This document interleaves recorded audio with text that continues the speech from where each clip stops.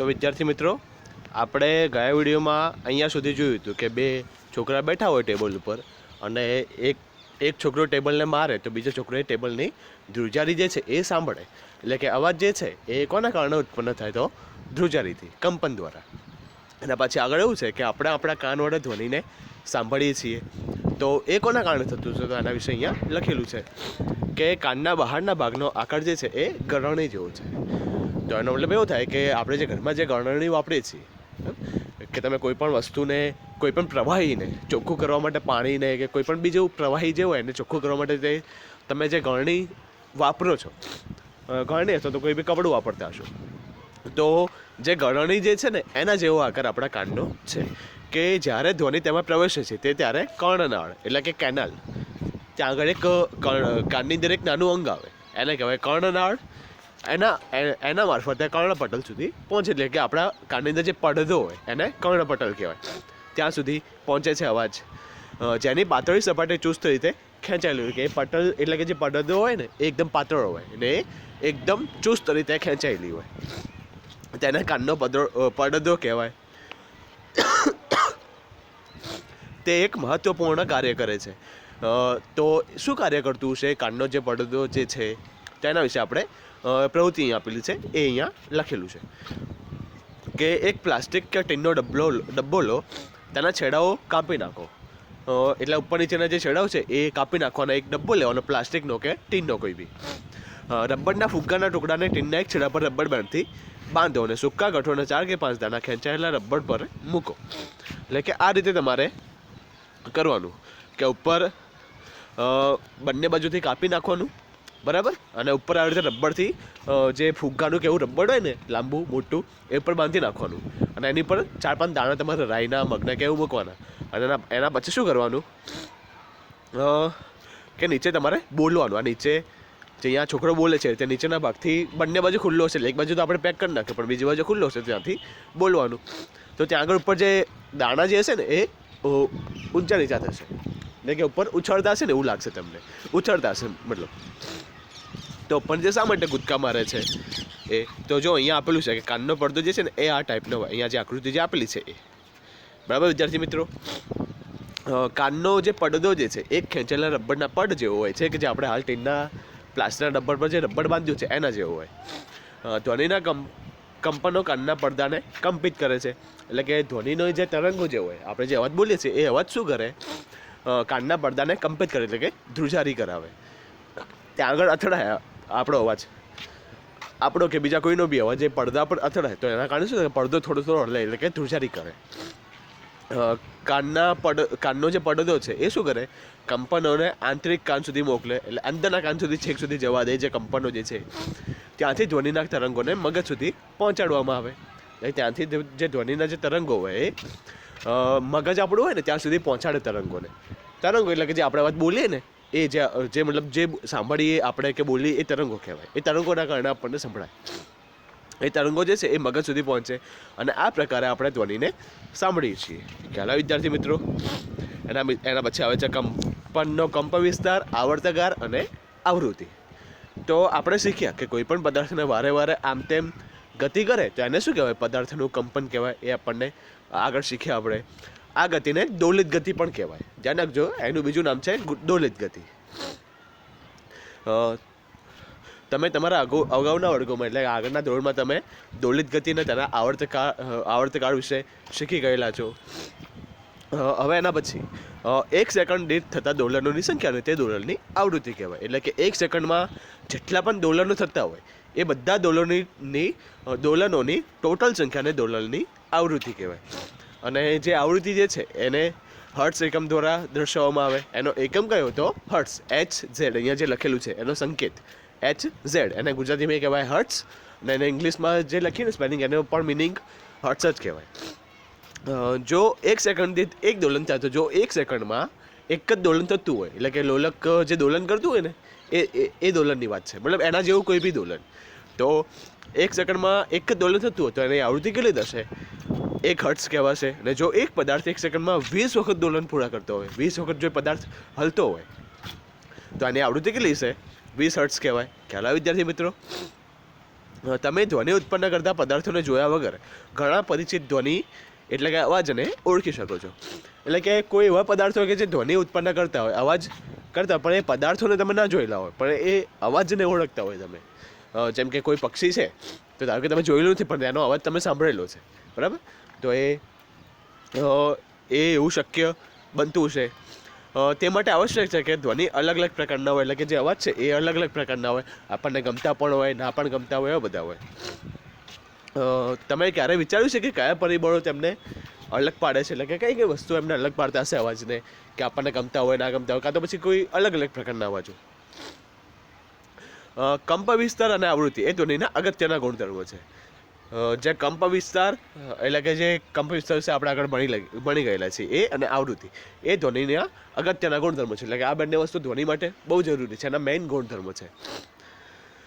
શું આપણે ધ્વનિને તેના કંપ વિસ્તારો અને આવૃત્તિઓને આધારે અલગ કરી શકીએ? શું તમે અલગ કરી શકો મિત્રો? હવે આવે છે પ્રબળતા અને પિચ એટલે કે તીર્ણપણું. અવાજ કેટલો તીર્ણો છે એ. તો અહીંયા આગળ ધ્વનિની પ્રબળતા તેના કંપ વિસ્તાર પર આધાર રાખે છે. એટલે ધ્વનિ કેવી છે, મતલબ કે અવાજ જે છે એ કેટલો તીર્ણો છે કે કેટલો જાડો છે કે કેટલો પતળો છે, એ કોના પર આધાર રાખે? તો તેના કંપ વિસ્તાર પર આધાર રાખે. જ્યારે કંપનનો કંપ વિસ્તાર વધારે હોય, જ્યારે કંપન એટલે કે ધ્રુજારીનો કંપ વિસ્તાર જે છે એ એટલે કે જગ્યાએની જેટલા વિસ્તારમાં ધ્રુજારી થતી હોય એ વધારે હોય, તો ઉત્પન્ન થતો ધ્વનિ મોટો હોય. એટલે કે જે અવાજ એમાંથી ઉત્પન્ન થાય એ મોટો હોય. જ્યારે કંપ વિસ્તાર નાનો હોય, એટલે કે નાની જગ્યામાં ધ્રુજારી થતી હોય, કોઈ વસ્તુ મોટી હોય પણ એની થોડીક જ જગ્યામાં ધ્રુજારી થતી હોય, તો ત્યારે તેમાંથી ઉત્પન્ન થતો ધ્વનિ જે છે એ નબળો એટલે કે મંદ હોય. કોઈ બાળકના ધ્વનિની સરખામણી પુખ્ત વ્યક્તિના ધ્વનિ સાથે કરો. કોઈ નાનું બાળક બોલતું હોય અને કોઈ મોટું વ્યક્તિ જે છે એ 30 થી 35 વર્ષનો તો એ બોલતો હોય, તો તમે જોયું છે કે જે નાનો બાળક જે છે એનો અવાજ નાનો હશે, ધીમો હશે, જ્યારે જે મોટો વ્યક્તિ છે એનો અવાજ મોટો હશે. શું ત્યાં કોઈ તફાવત છે? તો છે તફાવત. જો બે ધ્વનિ સમાન રીતે જોરથી બોલાયેલા હોય તેમ છતાં તેઓ કેટલીક રીતે જુદા પડે છે.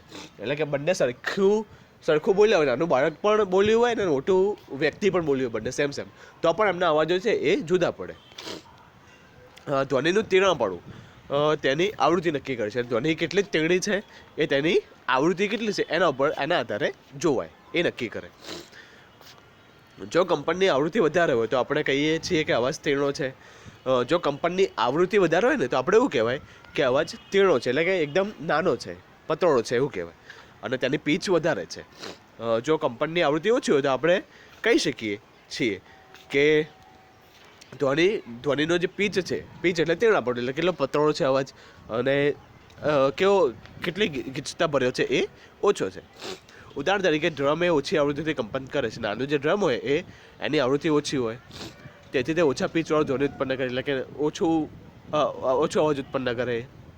જ્યારે બીજી બાજુ સિસોટીની આવૃત્તિ વધારે હોય, એટલે કે સિસોટીનો જે અવાજ છે એની અંદર વધારે હોય, તો એના માટે એ શું કરે?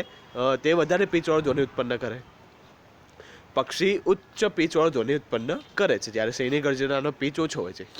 સિંહ બહુ જોરથી બરાડા પાડે, જ્યારે પક્ષી છે એકદમ નાનું તીર્ણું બોલે. એટલે સિંહની ગર્જનાનો પીચ ઓછો હોય, જ્યારે જે પક્ષી છે એની ધ્વનિ ઉચ્ચ પીચવાળી હોય. જો કે સિંહની ગર્જના ઘણી વધારે પ્રબળ હોય છે, એટલે એકદમ મોટી હોય, બહુ દૂર સુધી સંભળાઈ જાય. જ્યારે પક્ષીનો ધ્વનિ જે છે એ દૂરબળ હોય છે, એટલા માટે નજીકથી સંભળાય, દૂરથી ના સંભળાય. આપણે દરરોજ બાળકોને પુખ્ત વ્યક્તિઓનો અવાજ સાંભળીએ છીએ. આપણે દરરોજ તમે સાંભળતા હશો. શું તમને તેમના અવાજમાં કોઈ તફાવત જોવા મળે છે? તમને તેની અંદર કોઈ તફાવત જોવા મળતો હશે? શું તમે કહી શકો કે બાળકના ધ્વનિની આવૃત્તિ એ પુખ્ત વયના વ્યક્તિના ધ્વનિની આવૃત્તિ કરતાં વધારે હોય છે? બાળકની ધ્વનિની આવૃત્તિ અને પુખ્ત વયની એટલે કે મોટી જે ઉંમર હોય 30 થી 35 વર્ષની વ્યક્તિ, તો એ બંનેમાંથી આવૃત્તિ કોની વધારે હોય એ તમે કહી શકો. સામાન્ય રીતે સ્ત્રીના અવાજની આવૃત્તિ વધારે હોય છે, જ્યારે પુરુષનો જે અવાજ છે એના કરતાં એ તીણી હોય, એટલે કે પુરુષનો જે અવાજ હોય એ નાનો હોય. શ્રાવ્ય અને અશ્રાવ્ય ધ્વનિ એટલે કે સાંભળી શકાય તેવો અવાજ અને ના સાંભળી શકાય તેવો અવાજ. તો આપણે જાણીએ છીએ કે ધ્વનિની ઉત્પત્તિ માટે આપણે કંપન કરતા પદાર્થોની જરૂર પડે છે. એટલે કે ધ્વનિ એટલે કે જે અવાજ જે છે એ ઉત્પન્ન થાય, એના માટે શું જરૂર પડે? કંપન કરતું હોવું જોઈએ. એટલે કે કોઈ બી વસ્તુ કંપન એટલે કે ધ્રુજારી કરતી હોય તો એમાંથી અવાજ ઉત્પન્ન થાય, બાકી ના થાય. શું આપણે બધા જ કંપન કરતા પદાર્થોનો ધ્વનિ સાંભળી શકીએ? એટલે કે જેટલા બી પદાર્થો ધ્રુજારી કરતા હોય એ બધાના અવાજ આપણે સાંભળી શકીએ કે ના સાંભળી શકીએ? હકીકત એ છે કે 20 કંપન પ્રતિ સેકન્ડ એટલે કે 20 હર્ટ્ઝ કરતાં ઓછી આવૃત્તિવાળા ધ્વનિ મનુષ્યના કાન વડે પારખી શકાતા નથી. એટલે કે 1 સેકન્ડમાં 20 કંપન થતા હોય ને, એટલે કે 20 હર્ટ્ઝ આવૃત્તિ હોય, એના કરતાં ઓછી આવૃત્તિવાળા ધ્વનિ એટલે કે એના કરતાં ઓછી કંપન ધ્રુજારીવાળા જે અવાજ જે છે, ધ્વનિ જે છે, એ આપણે ના સાંભળી શકીએ, આપણા જે કાન છે એ ના સાંભળી શકીએ. તો એવા ધ્વનિને શું કહેવાય? અશ્રાવ્ય ધ્વનિ કહેવાય. બીજી બાજુ 20,000 કંપન પ્રતિ સેકન્ડ એટલે કે 20 કે હર્ટ્ઝ, 1 કે એટલે 1000. તો 1 સેકન્ડમાં 20,000 કંપન થતા હોય, આટલો બધો અવાજ, તો એના કરતાં વધારે આવૃત્તિવાળા ધ્વનિ પણ મનુષ્યના જે કાન છે એ ના સાંભળી શકીએ. એટલે કે 20 હર્ટ્ઝ કરતાં ઓછી અને 20,000 હર્ટ્ઝ કરતાં વધારે જે આવૃત્તિ હોય, તો એ બધા આપણે અવાજ ના સાંભળી શકીએ. ખ્યાલ આવ્યો વિદ્યાર્થી મિત્રો? મનુષ્યના કાન માટે શ્રાવ્ય આવૃત્તિની પહોંચ મર્યાદા આશરે 20 હર્ટ્ઝથી 20,000 હર્ટ્ઝ છે. એટલે કે 20 હર્ટ્ઝથી લઈને 20,000 હર્ટ્ઝની વચ્ચેનો કોઈ અવાજ હોય ને તો આપણે સાંભળી શકીએ. 20થી ઓછું ના સાંભળી શકીએ અને 20,000થી વધારે આપણે ના સાંભળી શકીએ. એના પછી ઘોંઘાટ અને સંગીત. તો ઘોંઘાટ કોને કહેવાય ને સંગીત કોને કહેવાય એ તમને ખબર છે. ઘોંઘાટ એટલે કે બહુ જોરથી અવાજ થતો હોય, જે આપણને સહન ના થતો હોય, એવા અવાજને ઘોંઘાટ કહેવાય. ને જે સંગીત છે એ આપણને પસંદ હોય, તમે સંગીત સાંભળતા હશો, ગીતો ને એવું બધું છે, તો જે આપણને ગમતો હોય અવાજ એને સંગીત કહેવાય, ને આપણને સાંભળવું ગમે. આપણી આસપાસ આપણે વિવિધ પ્રકારના ધ્વનિ સાંભળીએ છીએ, અલગ અલગ પ્રકારના ધ્વનિ સાંભળીએ છીએ. શું આ ધ્વનિ હંમેશા ખુશી આપે છે? એટલે કે તમે અલગ અલગ પ્રકારના અવાજ સાંભળો તો બધા અવાજ તમને આનંદ આપે છે, ખુશી આપે છે?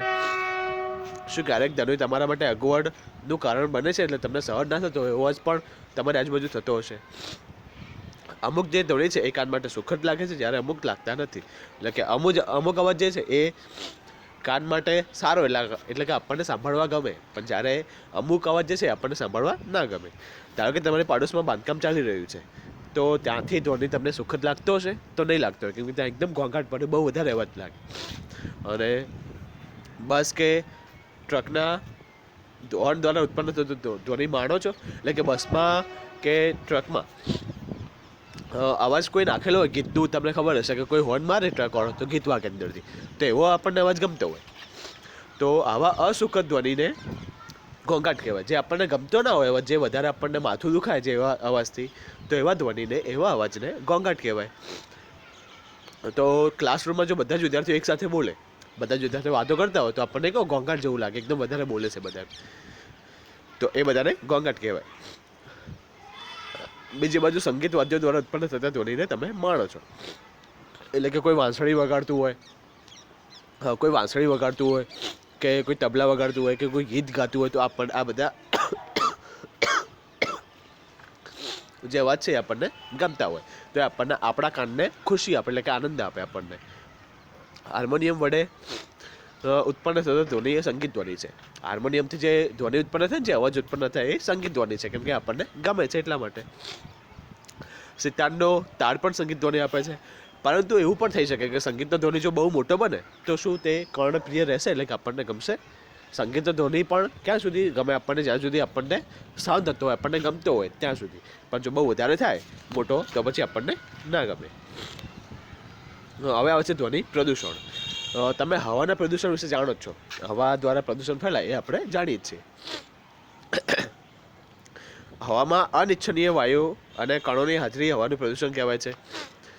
હવામાં જે આપણને ગમતા ના હોય, અનિચ્છનીય વાયુ, એટલે કે જે આપણા માટે હાનિકારક હોય, એવા અનિચ્છનીય વાયુ અને કણોની હાજરી, એટલે કે જે ધુમાડાના જે કણો છે, પછી કોઈ બીજા ધૂળના રજ કણો છે, તો એ બધા કણોની હાજરી હવાનું પ્રદૂષણ કહેવાય છે. એટલે કે હવામાં કોઈ સારા કણો ના હોય, આપણને નુકસાન કરતા હોય, તો એવા કણોને શું કહેવાય?